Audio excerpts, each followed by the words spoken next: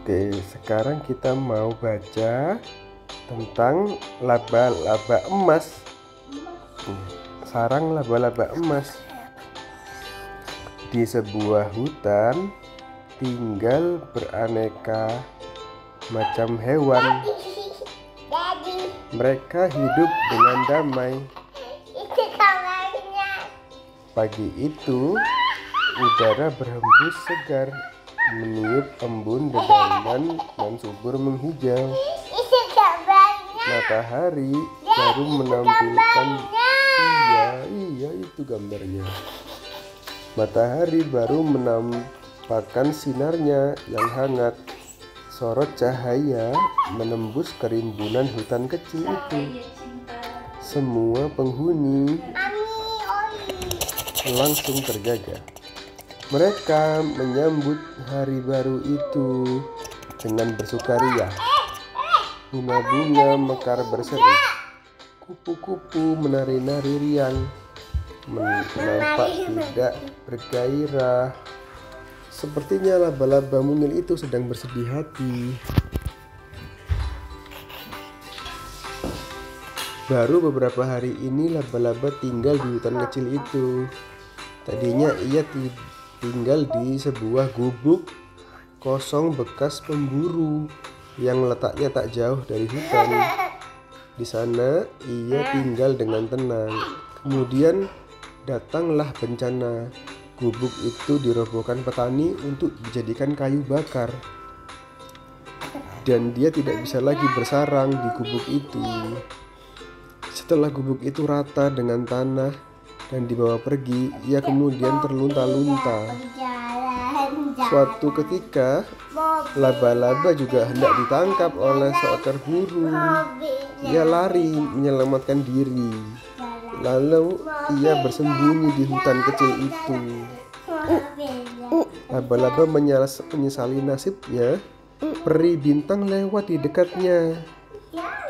Peri penguasa hutan kecil itu melihat kesedihan si laba-laba. Apa yang bisa diperbuat untuk membuatmu bahagia, laba-laba? Aku ingin anak-anak itu mengagumiku, kata peri. Kejar laba-laba. Peri bintang terdiam. Sepertinya ia berpikir, baiklah, aku akan menolongmu, laba-laba, tetapi jangan salah gunakan pemberianku ini ya. Peri bintang membuat ramuan. Lalu ia menyuruh laba-laba meminum ramuan itu. Setelah itu, laba-laba bergegas.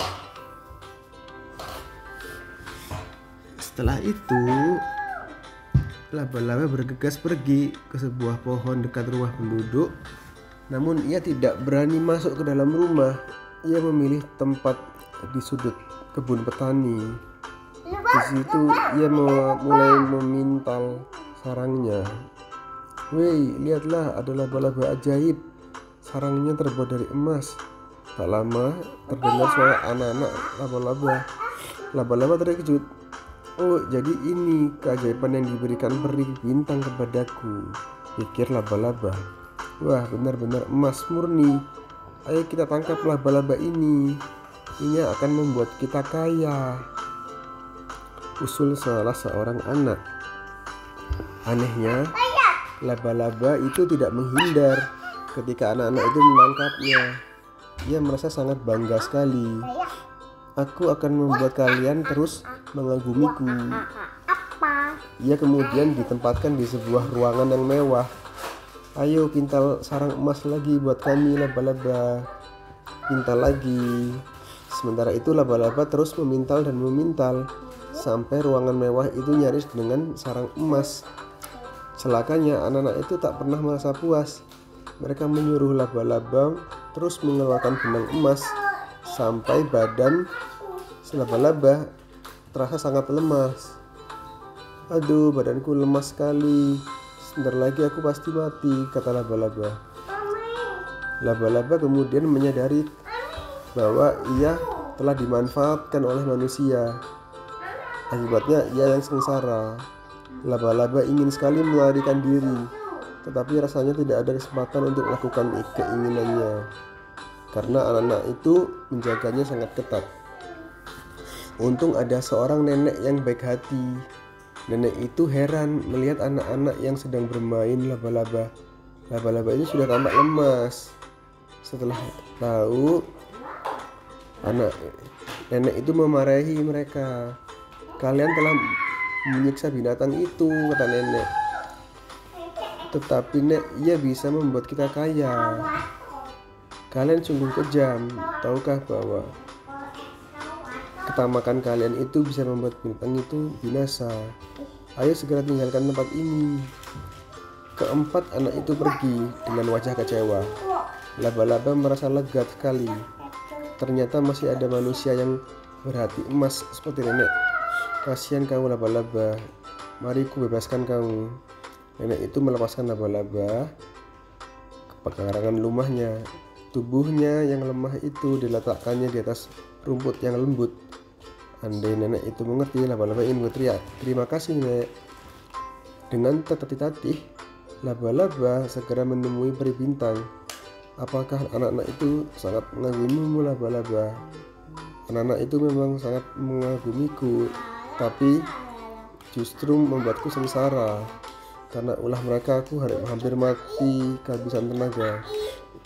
Laba-laba menceritakan pengalamannya dengan berlinang air mata. Nanti aja. Aku menyesal telah bersikap sombong. Aku ini memang sangat terlalu. Peri bintang tersenyum. Ia juga merasa bersalah karena keajaiban yang diberikannya nyaris membuat laba-laba celaka. Sekarang apa yang ingin ku berbuat untukmu? Aku ingin dikembalikan ke wujud asalku. Aku ingin menjadi seekor laba-laba biasa. Setelah itu, aku ingin tinggal di hutan ini. Baik, permintaanmu akan segera dikabulkan. Peri yang baik hati itu kemudian membuat ramuan lagi. Nah, minumlah ini. Laba-laba segera meminum ramuan itu. Ternyata ramuan itu sangat mujarab. Tak lama, laba-laba telah kembali menjadi seekor laba-laba biasa. Sarang yang dipintalnya bukan sarang emas, melainkan sarang biasa. Betapa girangnya si laba-laba. Terima kasih peri, aku berjanji tidak akan mengotori hutan ini dengan membuat sarang di sembarang tempat. Sejak saat itu, laba-laba menjadi penghuni hutan kecil itu. Setiap matahari terbit mereka di ufuk timur, ia selalu menyambut hari dengan wajah ceria dan ceria.